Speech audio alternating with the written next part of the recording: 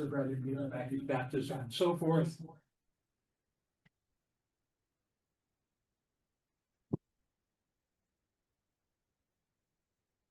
What happened here? Oh, did it?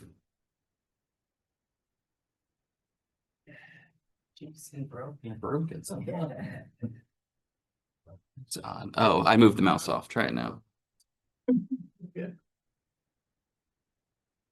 Well, Technology is wonderful. when it works. How do you give back your baptism? He actually would, well, go ahead. You want me to Sure. explain that? Try it again. Faisal was very symbolic in many ways, and he was rather theatrical at times. And in terms of giving back to baptism, substantial, everybody can hear all that. When he decided to separate from the Germantown Brethren, he did it in a very theatrical way. He had a group of 7 people all together, counting himself. And he had one person designated, John Miley, to baptize him in reverse. Now, Peter Becker had baptized them by baptizing them forward like we do, trying immersion forward. So he had Miley baptize him backwards by laying him down in the water 3 times to undo the baptism that Becker did. And then Miley baptized him again 3 times forward. And then he in turn baptized the other 6 the same way, backwards to undo the original baptism by Becker, and then forward to start a new program, a new process. And why would you do this in the first place? Because you're Conrad Beisel. He's just the most unique American. I mean, he really is quite, and theatrical. I would say he was theatrical, but he. And how else symbolic would you give it back? I'm renouncing my former group. How do you do that? I mean, that's the question. The interesting thing is, there were 7 of them, which is the Exactly. exact same number that Becker baptized back in November of 24 to begin the congregation at Conestoga. And I always think he handpicked the 7 people for that purpose. And then afterwards, he probably baptized a lot more too, and one person baptized him the same way one person baptized Mac in 1708. And then he in turn baptized everybody else, just like Mac baptized everybody else in the original Schwarzenau Brethren. I should have, this is Doug Gear, a member of our church. Doug is a tour guide par excellence at Ephrata and has forgotten more about Ephrata than most of us will ever know. So thanks for coming. Yeah, sure. We'll get back to some of this, but the point is the movement continues even after Beisel dies. The cloister sort of withers away. Really, in my money, it's the Revolutionary War that kind of does them in. But the last sister dies in 1814, so there's no more cloister living there.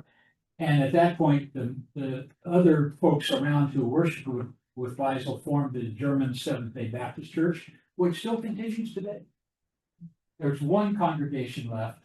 What county is that? Bedford County. Bedford Salemville. Okay, we'll get back to Beisel. Now, there was a question. Yeah, I don't know much about baptism by immersion, but don't some people baptize backwards anyways? Is All that? Baptists, all That Baptists is- are goes that way, Baptist, so but that's- it's just a single immersion. And what you're doing there is the death of Christ. I have, What? wouldn't groups die out that maintain celibacy because they're? That is a problem, isn't it? Okay. How the second generation or third generation carries on. There's an unquestioned vitality to the Ephrata movement. They attract people, but after Beisel's death, the new leader just doesn't have that same charisma, frankly. And the new converts are slow in coming, and the move just gradually dies. And there's another group we'll talk about today, same kind of experience. Let's go on.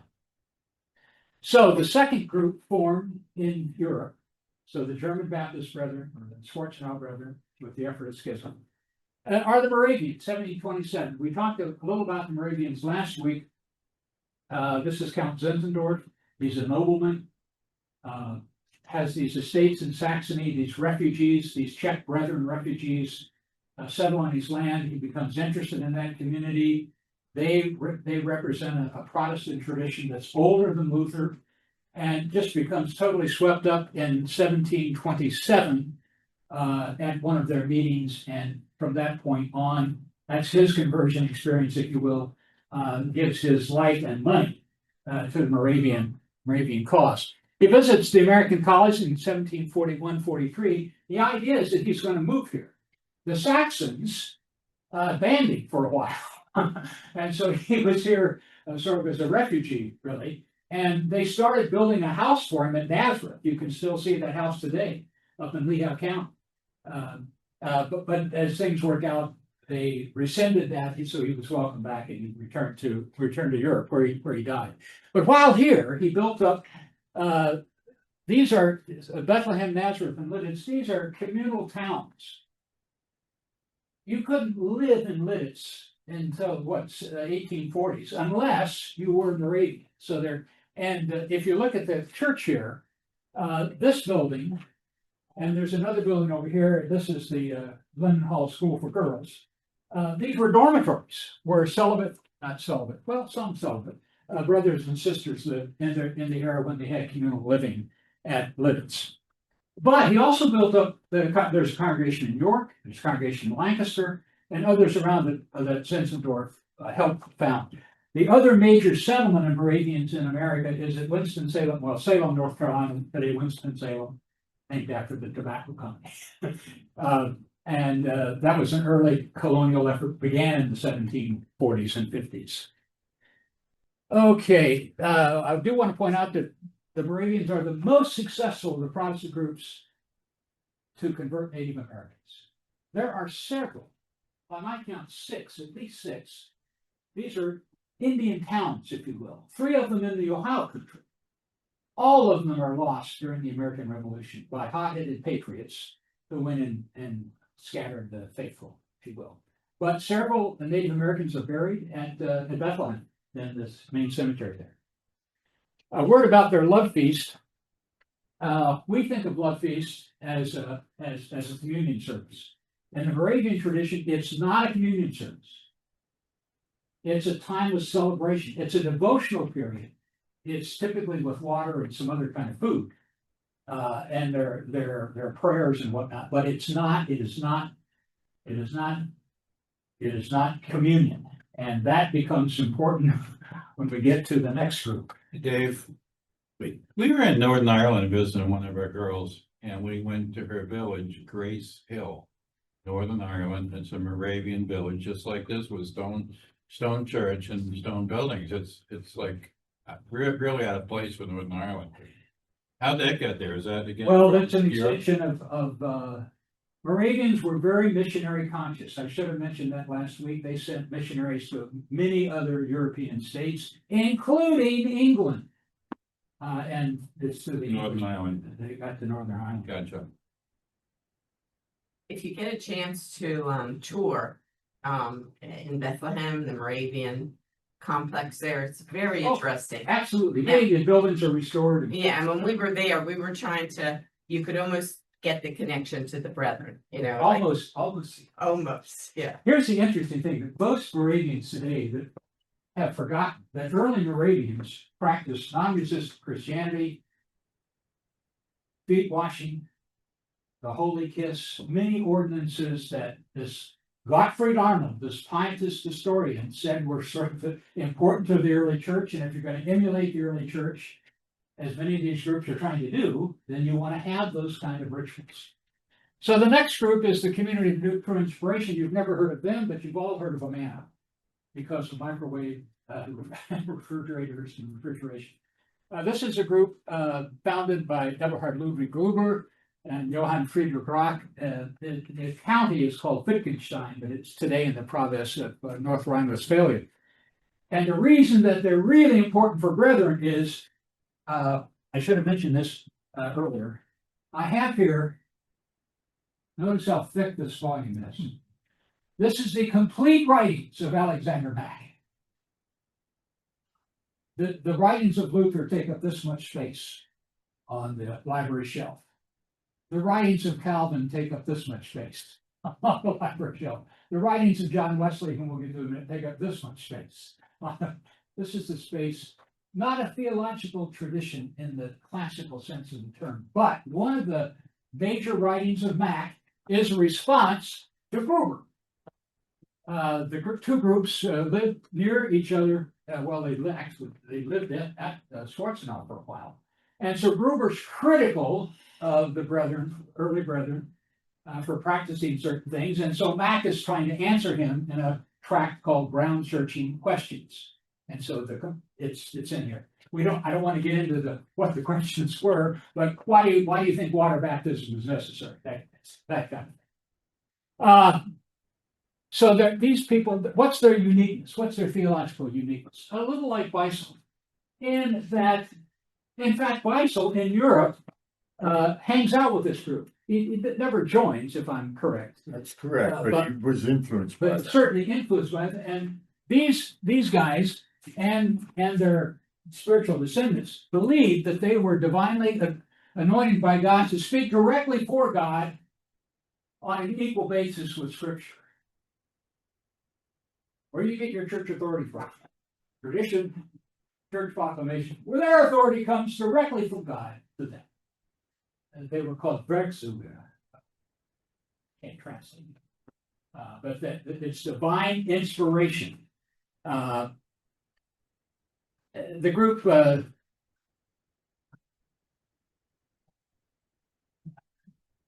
get that type of part right. It sort of dies out, but it's revived by Christian Metz and Barbara Heinemann Langman. David, as a coffee lover, can you help me understand the role of coffee at Lidditz still today? No. Pretzels, maybe. Yeah, that was seriously. No, I don't know that there is a historic connection. Okay, I'm sorry, I can't, I have a history of coffee, how it, and certain groups love coffee. And I don't know that Moravians loved it any more than Lutherans. So, Garrison Keillor, the old comic, used to say that if you put a coffee on the lips of a dying Lutheran, it brings them right back to life. I never heard that. I remember. I do know that the Germans preferred coffee over tea. Correct. That hasn't- Correct. One time too, and they told us they could serve coffee at Orbeez. That's rough, yes. But what does that have anything to do with Swift roasters? If this led us today, I don't know. So they're revived by these two people, these two Latter-day Virtue, and they immigrate to New York in the 1840s, and at that point adopt communalism. And they're at Ebenezer, New York for a few years, have a dollar colony in Canada, actually. And they decide to move to, they get a deal on land, basically. 5,000 or 6,000 acres out there in Iowa, very inexpensive, and they move out there en masse, not all at the same time, but the entire group moves, and founded these 7 villages. If you're ever in Iowa on Interstate 80 and you have the time, you want to stop at the Amana colonies. They have the best food in Iowa, and it'll remind you of being at Shady Maple or something. It's very good and plenteous. Dave, where does the Amana name come from? I always wondered about that. It's in the Bible. So Oh, it is. they got it. So it's way back. I'd have to look up. Okay, thanks. And is it related to the appliance company? Yeah. And so they adopted the communal living, and the villages are quite successful until the sort of industrial revolution comes and things are mechanized. But the communal aspect of Amana hangs on until 1932. During the Depression, they dissolved the communal ties, and so all the members got stock, I think. And that's when the Amana Corporation was formed, which then produces microwaves and refrigerators and so on. Actually, there was a fire in one of the mills, and destroyed it, and that sort of led to the demise in the 30s. Great tourist place to stop if you're ever out there. Pietist influences include civil living, non-resistance, refusal of military service, and they have love feasts. They're still in the Manor Church today. Six of the villages had, 4 of the villages had buildings. But the main building, there, seats about 400 people, and that's still today out where they worship. If you depend on inspired prophets, so what do you do when you don't have any more left? I mean, these people died in the 19th century. They essentially read their sermons, which have all been reprinted and are available. So the service would be, the hymns, and in fact, the second Brethren hymnal is patterned after their hymnal, the Davidic Psalter hymn. The Brethren copied it from them. Anyway, so and their historians, the archivists they're aware of the connection with the Brethren. And in 2006, there was actually a conference at Amana where several Brethren spoke and several of their leaders spoke, trying to find a common connection. So that's the Amana Conference. Wesley and the Methodists. Now, wait a minute, Dave, you've been talking about all these German groups. What are you doing with English people? There are many scholars who maintain that what happens in England in terms of the great evangelistic, great Wesleyan revival, it's Pietism that's jumped across the channel. Well, how did it jump across the channel? It jumped across the channel because of Moravians.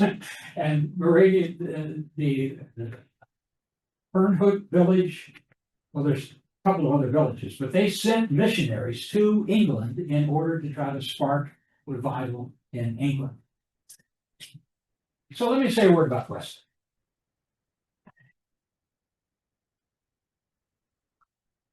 He studies theology at Oxford University. That's a fairly rarefied place to study theology.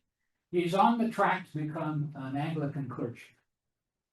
He studies there from, 1720 to 24, graduates with a theology degree. He's ordained in 1728. But for reasons we don't need to know, he and his brother Charles are called back to Oxford, and they stayed there several years, and they formed this holy club. What's the holy club? These are people who meet for, we call it pietistic devotions, Bible study, and so forth. The word Methodist comes as a word of derision of people in the Holy Club.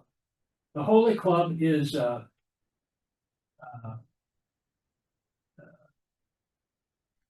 it's really the first time we can sort of document this kind of pietistic influence.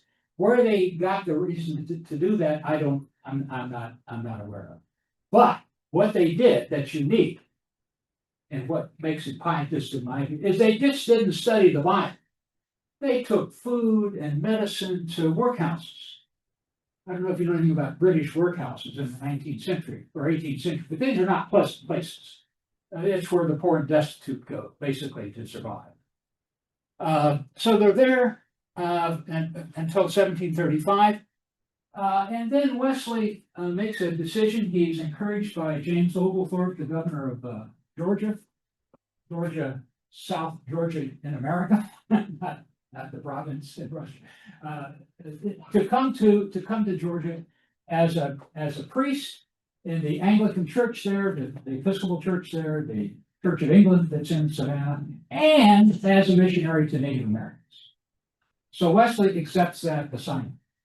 So he goes to Georgia, and on the ship over, he meets Moravians. And the ship is having a struggle in a storm or something, and he sees these Germans. That's what he always called them, these Germans. He sees these Germans on the deck, not below, on the deck in a prayer circle,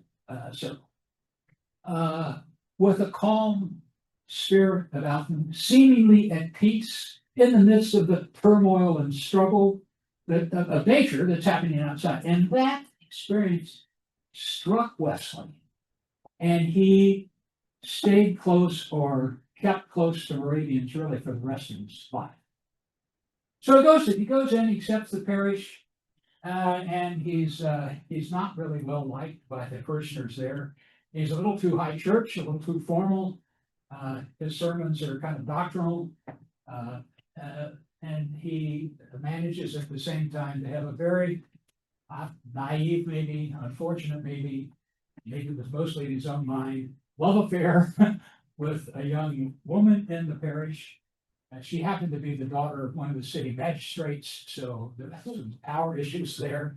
And of course, somebody should make a movie of this. She marries someone else. Wesley is heartbroken. He refuses her communion. Not a wise decision. And so he is basically asked to leave Georgia. The mission work with the Indians was an absolute failure.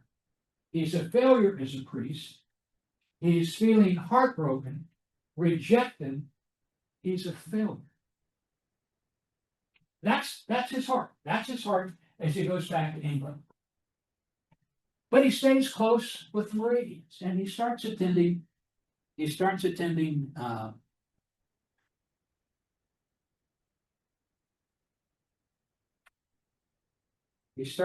Moravian devotional meetings. This is a quote from his journal a few years later. And I should say, Wesley, one of the things I appreciate Wesley is he kept a very detailed journal of his thoughts and activities and life. And so for a couple of years, he's been struggling with the fact he's not really satisfied preaching or doing church work. And he's just a troubled soul. He's convinced, and he's ill, in spirit at least. And he's convinced that illness is a result of sin. Now, we may think that naive, that, if our health is a result of sin, but for Wesley, that's a real concern. So he's thinking about all this, and he gets close to these Moravians, these Germans, and he's persuaded against his will to go to a prayer meeting at a Moravian chapel. Here's what he says. In the evening, I went very unwillingly to a Moravian society in Aldersgate Street, where one was reading Luther's preface to the Epistle to the Romans. I'm wondering if the theologians among us, if we had to summarize the book of Romans in one word, how we would do that. I would say saved by grace alone, something like that. About 9:15. So, this is not a servant suit. That I'm sure they had a love feast at the same time. These services could last long. About 9:15, while he was describing the change which God works through in the heart through faith in Christ, I felt my heart strangely warm. And that is the phrase that Methodists will quote to you today. Wesley's heart was strangely warm. I felt I did trust in Christ alone for salvation. I did trust in Christ alone for salvation. And an assurance. Blessed assurance, Jesus is mine. An assurance was given to me that he had taken away my sins, even my sins, and saved me from the law of sin and death. I mean, how much more honest statement of a change of heart could you make? And it changes his life. So he goes from this kind of failure. The very fall, he's persuaded, and I forget who by, to join with his brother, and they do something almost unheard of at the time. They go to Bristol, England, and they preach outdoors. Why do they preach outdoors? Because the Anglicans won't let them have the church building. And what do? They stress the new birth and the life of holiness in their preaching. And that leads to a huge revival in England. It's a Wesleyan revival, and it gets hooked up with social reform in terms of housing and employment and just all kinds of stuff. And it's the Wesleys, and I mean, they weren't the only ones. But they sparked that movement. Okay.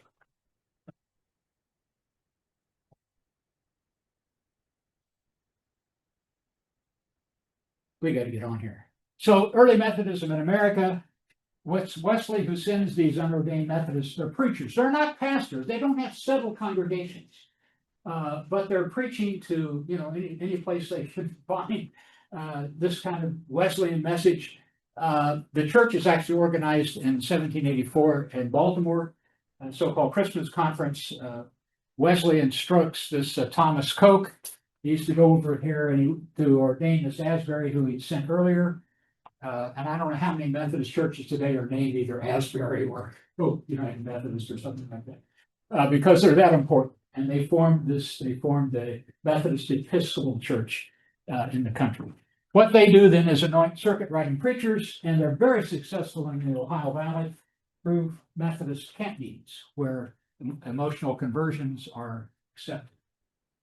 Now I have here, don't I somewhere, Arminian theology.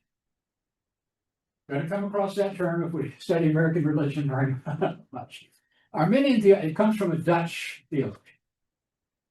Emphasizes the capacity of each person to choose how to respond to God's grace. In other words, if God offers grace, shouldn't have said if, God offers grace, I have the choice on whether to accept that grace or not. Or would the opposite would be Calvinism. The opposite would be Calvin. Calvin would say, not everyone's offered grace. But if it is offered, you accept you're part of the elect. Your problem is how to determine if you're part of the elect.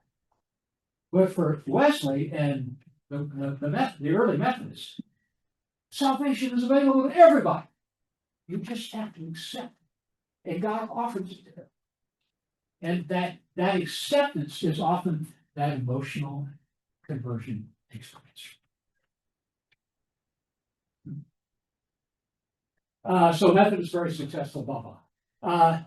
Next comes some German-speaking groups that eventually become Methodists. And the two I'm going to talk about are particularly important in Lancaster County and Berks County. One is the Evangelical Association. This is Jacob Albright College in Reading, same folk. In fact, that's a statue of Albright on the campus of Albright College. And it's the Albright people, the Evangelical, they're formed out of this independent, he's not commissioned by anyone himself. He gets, he's part of a Methodist class. They didn't organize churches, but you could have a local class of, 10 or 12, 20 people, and you'd have a class leader, and as part of that class leader brings Albright to a faith experience. But at that point, Asbury does not want German preachers. I'm not sure what's behind that, but that's the story given why he didn't join the Methodists right away. Anyway, he starts this independent ministry, his own followers. And where's he ministering? He's living at this time north of Ephrata, but his main group is up in Berks County. And they form this Evangelical Gemeinschaft. It's a kind of a network of German-speaking pietists. They're evangelistic, Methodist and Poly, that means semi-Episcopal, and they stress perfection. One of Wesley's most important works is called An Account of Christian Perfection, in which he says it's possible for you to live almost a life of perfection. He would not claim that for himself, nor did he know anybody else. But if you are so in the spirit, if you will, that is a gift that God offers you. Yeah. I've lived and worked up in the Sunbury and Lewisburg area for a while, and you see a lot of those historical markers along the road, Albright's people, and like Evangelical Hospital right along in Lewisburg, there was his church was Evangelical Church, and their churches, say above the door, and it's Evangelical Church, and that's That's all, That is the that's same all person. Albright's All group right. up there too. It's very, very strong influence up in that area. Well, remains independent for years, but they merged finally with the United Brethren to form the Evangelical United Brethren in 1946. Would they be connected with Mount Gretna, United Brethren? We'll get to that. Well, this group is connected with, Okay. with Mount Gretna. This is the United Brethren in Christ. Martin Beam on the left, Mennonite Bishop, Philip W. Otterbein, German Reformed. You can tell which is which from the pictures. I hope. That must have been strange. Here you have this Mennonite farmer in southern Lancaster County, who has virtually no education, except through the Bible. And you have Otterbein, who's a university trained pastor in Baltimore, with a strong education, and yet they form a bond that lasts, some would say, to the present. So there's this great meeting at Long's Barn in Lancaster County in 1767, and Beam is the preacher. Well, how do you get to be a preacher in the Mennonites in the early 19th century? I'd like to be a preacher, so please call me. No. You're elected by lot. He's elected by lot. He didn't really warm up to it right away. He didn't feel like he was spiritual enough, and his preaching probably reflected that. He had an experience then some years later, I think he was plowing, and where he felt, it's the heart strangely warmed experience. He felt Christ came in his, and then his preaching took on a much more powerful way. And so he was again by lot chosen to be a bishop in the Mennonite Church. About the same time that he's called to be a bishop, there's been Methodist activity in that part. This is Willow Street, South Willow Street area. And the Methodists want to build a church. And so Beam donates the land for which Beam's chapel is built. There's Long's Barn near Landis Valley Museum. And some of Beam's family joined this church. He's still a bishop in the Mennonite Church. But he's actively preaching. And at this meeting at Long's Barn, it's Beam doing the preaching, and Otterbein just happens to attend. Estimates are, we don't know. I've heard 1,000 people were at that meeting. I've heard 300 people were at that meeting. We don't really know. But what happened there is that Otterbein was so taken with his preaching that after the service, he embraces him. And the famous words, wir sind Brüder. We are brethren. We're brothers in the faith. Your faith is the same as mine. And they become close friends and partners. The friendship that lasts through their lives. Well, the Mennonites finally have enough of Beam. He's excommunicated. But it's really for his enthusiastic preaching. But they don't say that. It's other reasons. And I just point a personal privilege here in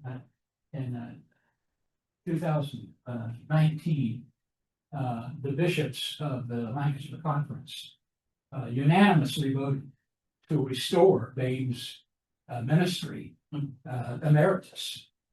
And there was a celebration down at Beam's Chapel, and the Effort Chorus, which I was singing in, was invited to go be part of the celebration.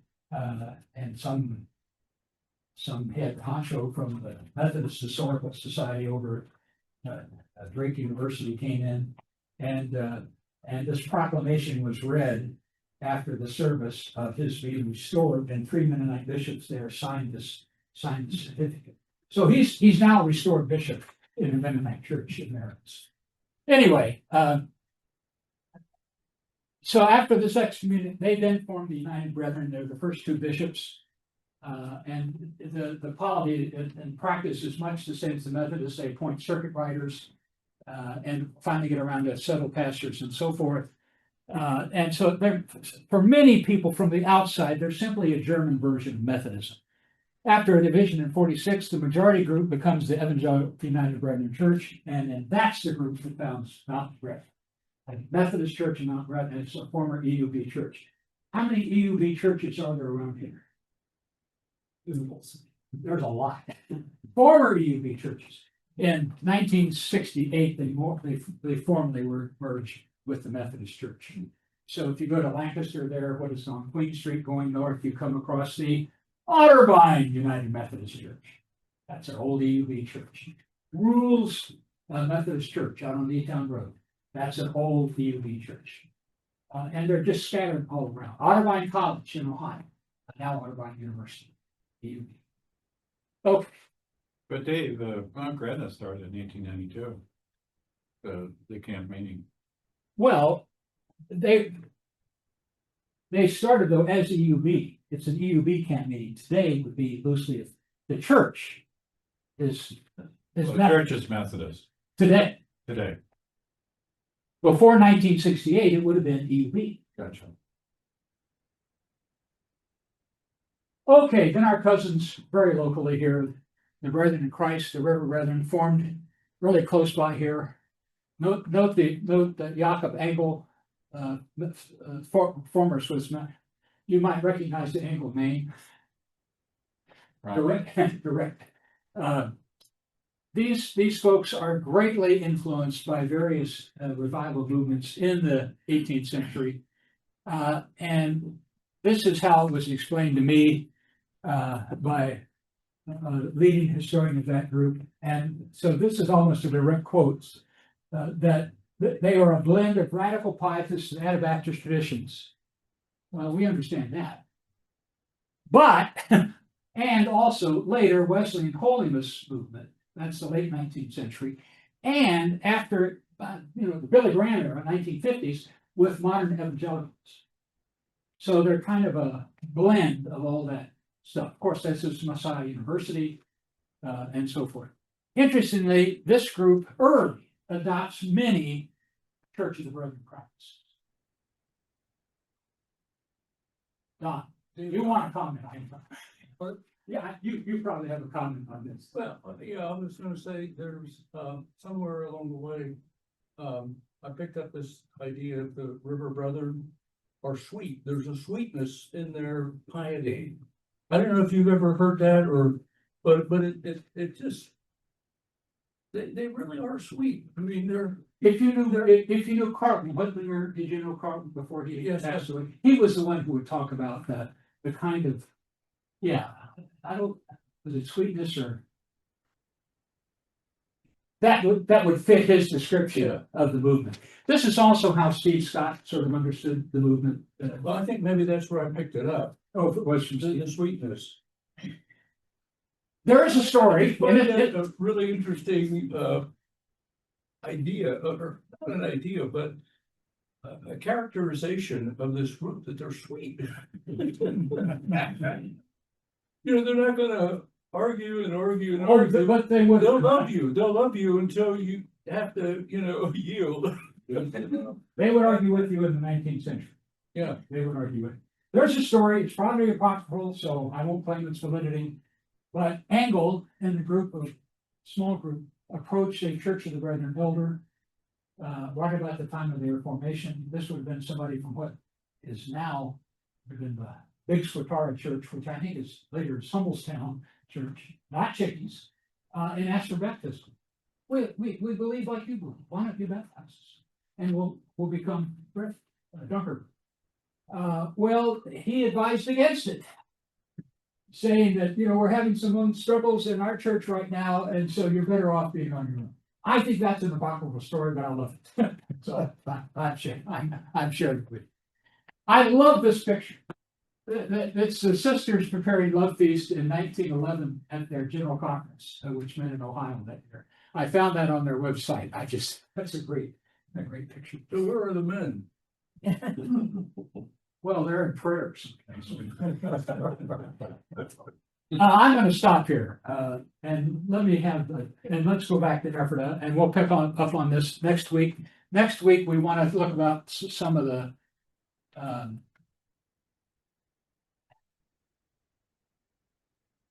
I'll get it where I want it here. There's some other pietist groups that I do want to briefly mention. And so we'll pick up those next week. We want to spend a little time on effort before we have to close. So I'm sorry we don't have more time, Doug. So, go ahead. So, like, how do you want to? Well, I want you to say your piece and then I may argue. Okay, fair enough. But it's hard enough to do a tour at Ephrata in 1 hour because of all the history there, so, and now I'm going to try to condense that even into less time possible, but basically, I think it's important to understand that Conrad Beissel starts out, he's a radical pietist from Germany. He comes to America in 1720. He hooks up with Peter Becker, okay, the first Brethren minister in America. In 1720, he becomes a weaver's apprentice in order to help get himself established in this country and pay for his journey over here. He becomes a weaver's apprentice to Becker in 1720, but he breaks his contract in 1721 and moves to what's now Lancaster County, the Mill Creek area near Leola, basically. And he kind of flounders around there for a couple of years until Becker happens to come through the area in 1724. And Becker and a group of people from Germantown are leading evangelistic services. And on Hearn's farm down in south of Lampeter today, he holds a service and 7 people are baptized, including Conrad Beissel. And just to give you a little bit into Beissel's mindset, the Chronicon Ephratense, the so-called history of Ephrata, records this in great detail. And it says that Beissel was struggling within himself whether or not to receive baptism, but he humbled himself and walks into the waters to receive baptism at the hands of Peter Becker. I love that. He humbled himself to come down. He believed Peter Becker was inferior to him. Okay, but he allowed himself to be baptized just as Jesus allowed himself to be baptized at the hands of John the Baptist, his inferior, so too Beissel allows himself to be baptized. Anyways, Becker goes back to Germantown. There are now 9 people, because 3 days later they baptized 2 more. There are 9 people in the Leola area, and Becker feels that constitutes a new congregation, Conestoga congregation. And so Becker goes back to Germantown. He is the elder in charge of all the brethren in America, but he allows Beissel to be in charge of this local group, basically becoming the pastor of the Conestoga Church of the Brethren, as we would call it today.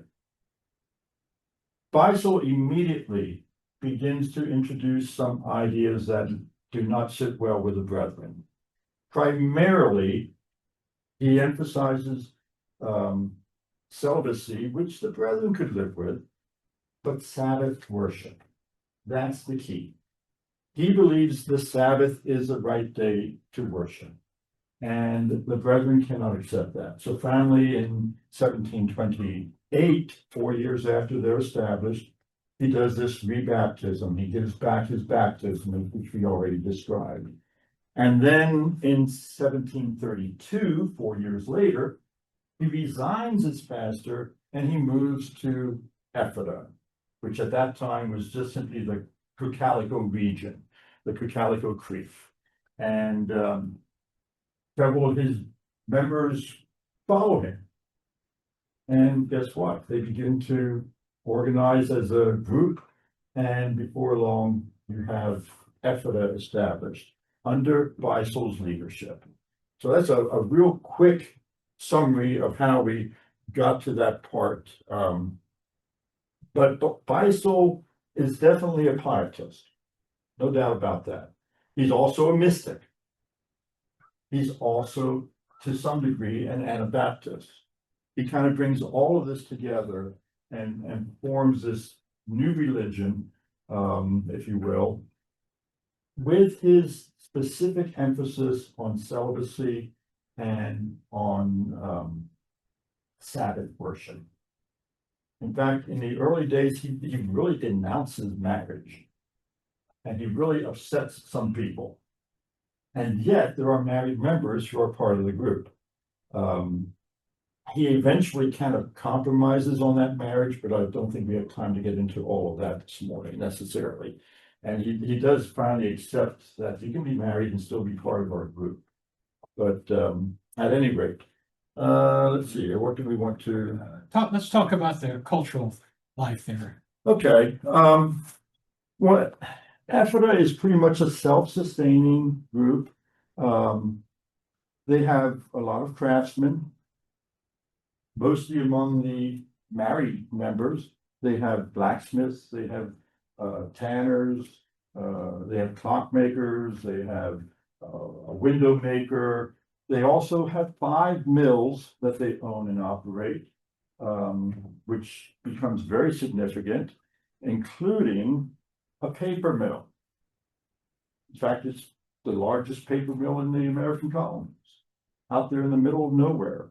And then that becomes important, and then eventually they get a printing press.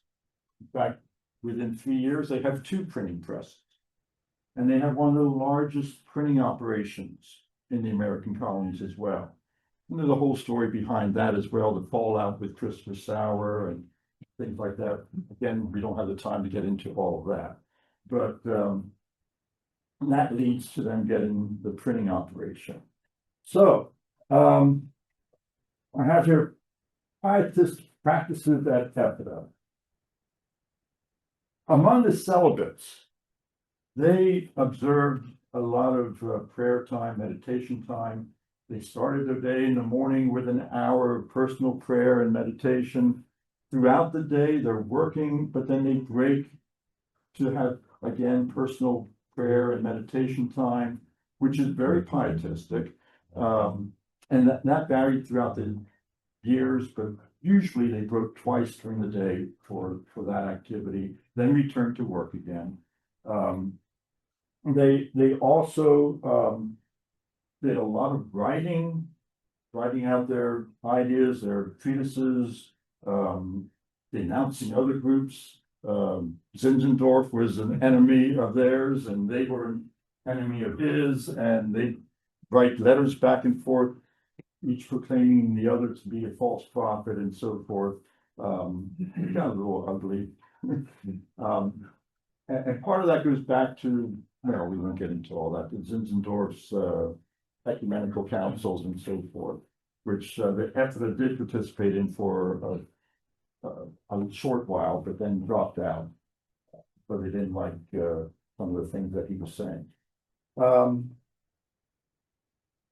Hymn writing was a huge factor. Beisel himself becomes an accomplished musician. He was not original. Ludwig Bloom was the first musician at Ephrata, and he operates a school of music in 1735. But Beisel, after he learned from Bloom, kicks Bloom out, and he takes over as the master musician. Well, he goes on, he writes about 500 hymns. Ephrata in total writes about 1,000 hymns. And many of those hymns are still preserved, and the cloister chorus still sings those hymns from time to time. You're not with the chorus anymore, are you? Oh, not this year. Not this year, okay. I knew you were. We need to wrap it up here, and I'm sorry we don't have more time. Okay, But less than half have been translated into English is my. right, So right. There's a lot of work to do there. An awful lot of work to do there. They're always uncovering new things. They went through a lot of archaeology, found some of the old buildings. That gets significant. We'll just wrap it up real quick. Do you want to get into the revolution at all? I think we'll continue this a little next week. Okay. We don't have enough time to study this. All right, thank you, Doug. Yeah. So that will conclude our class today. Thank you all. Thank you. Thank you. Thank you.